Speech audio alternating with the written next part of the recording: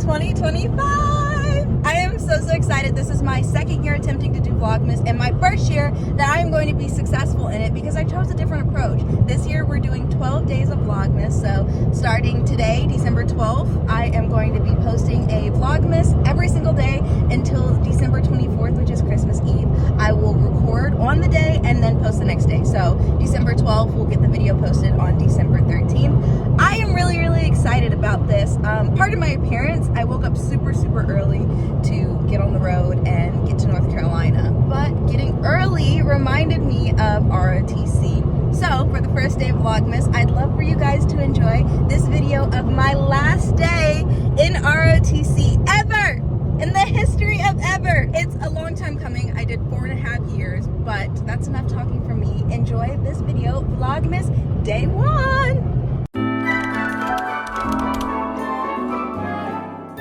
Hey, come on in. So in honor of today being my very last day in ROTC, I wanted to talk to you guys about what ROTC is and also maybe why you should join it.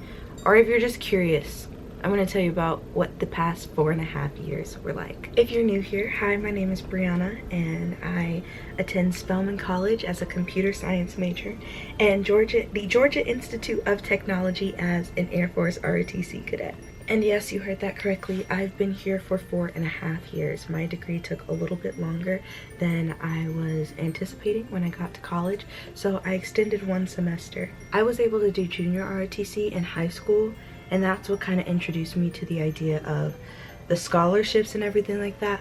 But I'm not too unfamiliar with the military. My family has been in the Army, in the Air Force, and the Marines since I think it dates back all the way to the Civil War, which I think is pretty cool. But the Air Force or the military was never a backup option for me. It was always one of my options that I had before anything else, honestly. One thing that people always tell me when I tell them about ROTC or why they should join ROTC is that, oh, you know, maybe I just join first and then go to school because I can't really afford school and I'd love for them to pay for it. It's not, they're expecting to be where I am if they do that, and that's not how that works at all. So let me tell you how the process is different if you join immediately after high school or if you join without college education, and if you join after doing ROTC or any type of officer training school.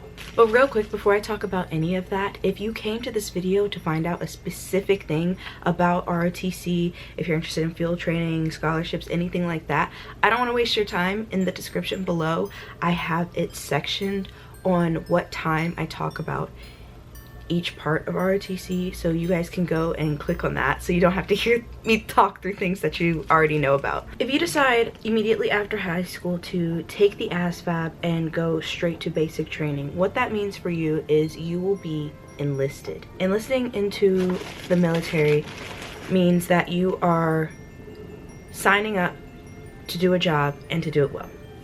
That's basically what that is. You go to basic training and you're taught how to be a really good follower. I think that's amazing. There's so many leadership opportunities, and yes, you do get the opportunity to further your education, especially in the Air Force, later on in your career.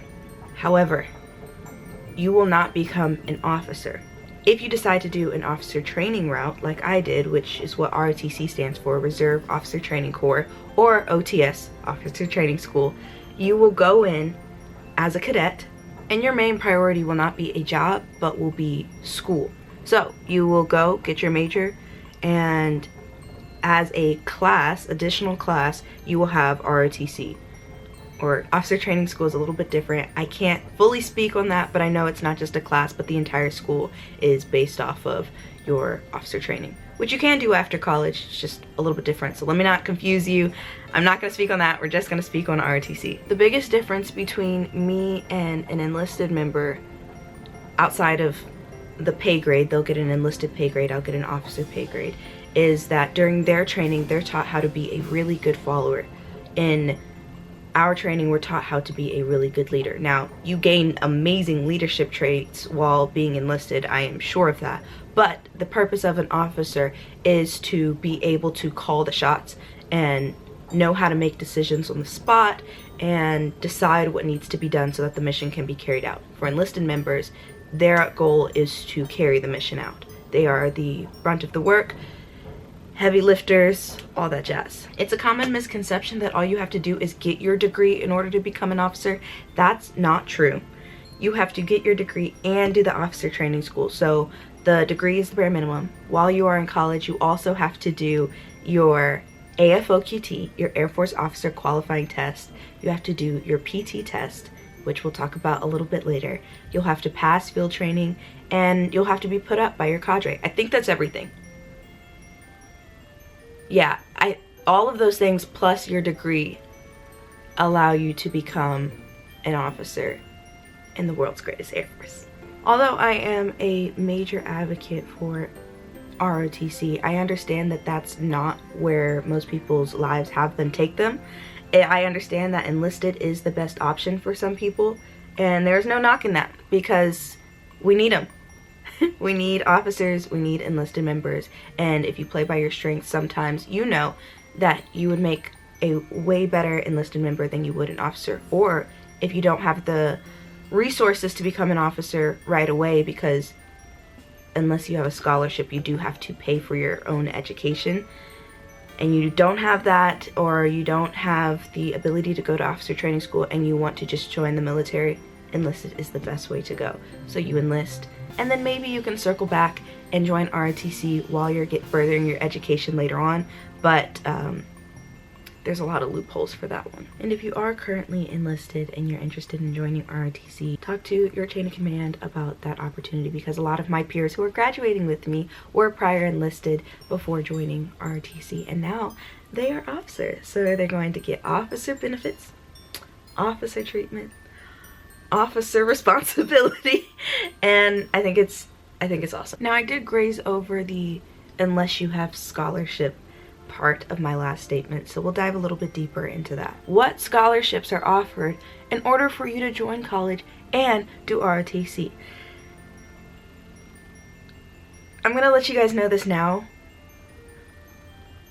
A lot of the things that people tell you are worded in a way to have you join without knowing the risk or the small print and the specifics of what they're actually what the real deal is. So allow me to tell you. Yes, ROTC can pay for 4 years of college. That is 100% true. However, you have to apply the senior year of high school. It's called an HSSP scholarship. It's open to the public. You don't have to search too hard for it. It's online. HSSP. If you are a senior in high school, look it up. You do not have to be in junior ROTC in order to get this scholarship. You apply just like hundreds of kids across the United States. You apply, you do your PT test, you submit it, you get interviewed by a board, and then they decide, oh yeah, I definitely want that person to join and get the scholarship. And then you get a scholarship for 4 years. If you don't get that, if you miss the deadline, if you didn't get chosen, something, there is no scholarship for your first year. Now, you can get outside scholarships, pay for school, no big deal. But in a general sense, ROTC has no commitment within the first 2 years. The first year you get there, you do not owe the military anything. You just join. It's similar to a club or, like I said before, a class. And then later on, the second year, that's when you decide, okay, am I serious about this? Do I actually want to be here? Because your second year is when you go up to be chosen for field training. Field training is one of the most important things in ROTC because it allows you to showcase what you've been learning for the past 2 years. So it's after your second year in ROTC.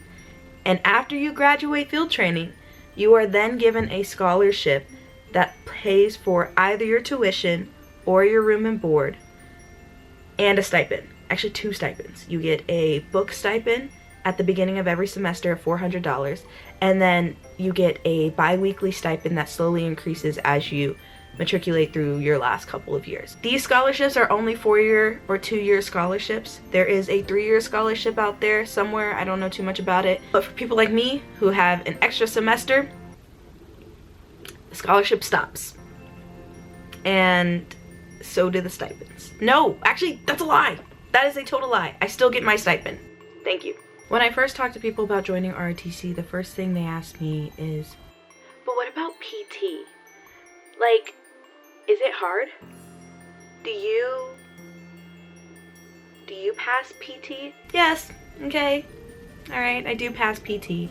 I've had a bit of struggle with BMI in the past, if we're being transparent, but it's not necessarily hard. PT is not impossible, I should say. If you're not used to working out, it may be a bit of a struggle, but hey, such is life. If you don't practice, you don't got it. I'll leave it at this. PT for the Air Force is very simple.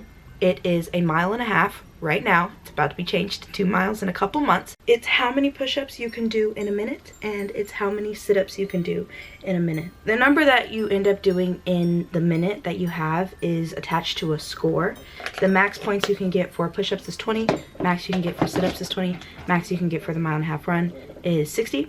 However, because it's changing, we are now incorporating a waist to height ratio within your physical fitness score to get rid of the BMI scale. I don't know where that initiative came from, but best believe that I am very grateful for it. Field training changes every single summer, so I can't really speak on what your field training experience will be like, especially with this new physical fitness change. We'll have change in leadership by the time you're seeing this. I don't know. We may not even have field training. That's a lie. We probably will, so don't take my word for it. But if you want to know what my experience was like, let me know. I'll make a video about it. Also, as you guys can see, I'm slowly but surely waking up. It's pretty early in the morning. It is my last day of ROTC, and I'm getting more and more excited as this video goes on. I think my favorite part of ROTC in this past 4.5 years is, it's gonna sound so cheesy, but the people I met along the way.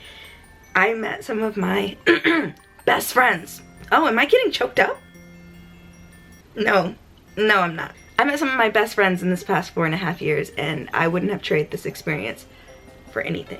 Okay, so I'm actually running a bit late, so we're gonna pack up my food really quickly before we close this out. I did want to tell you guys, outside of my favorite part being the people I met along the way, I genuinely enjoyed the process. The struggle was difficult to say the least. The parts that I did not truly do well on allowed me to grow as a person, as a leader, and as an officer. So, if I didn't answer all of your questions, be sure to comment them down below. I can make a video about them, I can tell you about them, but neither here nor there. I love talking to you guys, and I love telling you guys about my experience. So, as always, please like, comment, and subscribe, and I'll talk to you guys later. Bye.